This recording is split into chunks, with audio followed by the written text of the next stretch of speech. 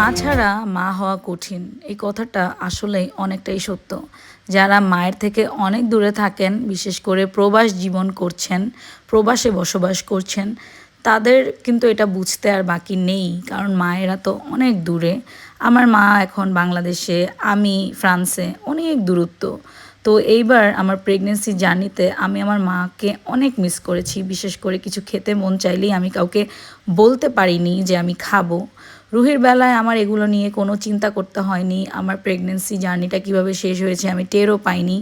কারণ আমার মা আমাকে অনেক অনেক সাপোর্ট করেছে, সবসময় আমার খেয়াল রেখেছে, আমার জন্য খাবার বানিয়েছে, খাবার নিয়ে এসেছে, অনেক টেক কেয়ার করেছে। রুহি হওয়ার পরও আমার মার কাছে আমি ছিলাম। তখনও আমার মা কিন্তু রাত জেগেছে আমার সাথে, রুহির চেঞ্জ করেছে, রুহির পটি পরিষ্কার করেছে, সব করেছে আমার মা।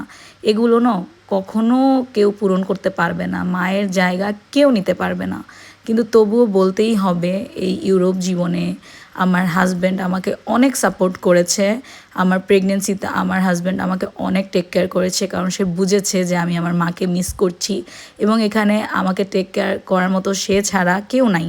আর আমার ছোট্ট মেয়েটা রুহি, সেও মাশাল্লাহ সব সময় জিজ্ঞাসা করতো, আম্মু তোমার কিছু লাগবে কি না। ও এতটুকু মানুষ যতটুকু পেরেছে।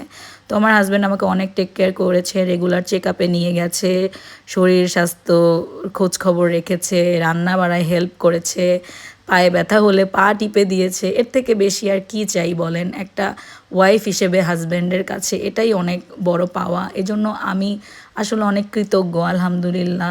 তবুও মা তো মাই, ঠিক না? এখন পর্যন্ত মাকে আমি অনেক মিস করি। রাহা একটু বেশি কান্নাকাটি করলে মনে হয় ইস মা থাকলে নিত, অথবা আমার ছোটো বোন, ওরাই কিন্তু রুহিকে বড় করেছে। আমি স্টুডেন্ট ছিলাম, তো আমার কলেজ ভার্সিটি শেষ করেছি রুহিকে নিয়েই।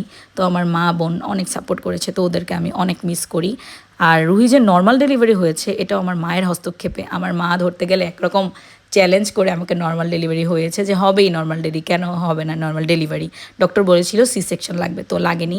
অনেক আপুরা আমার নর্মাল ডেলিভারি জার্নিটা জানতে চান, আমি আপনাদের সাথে শেয়ার করব আমার অভিজ্ঞতা। বাংলাদেশের ফ্রান্সের দুই দেশের মিলিয়ে আমি শেয়ার করব ইনশাল্লাহ কোনো একটা ভিডিওতে।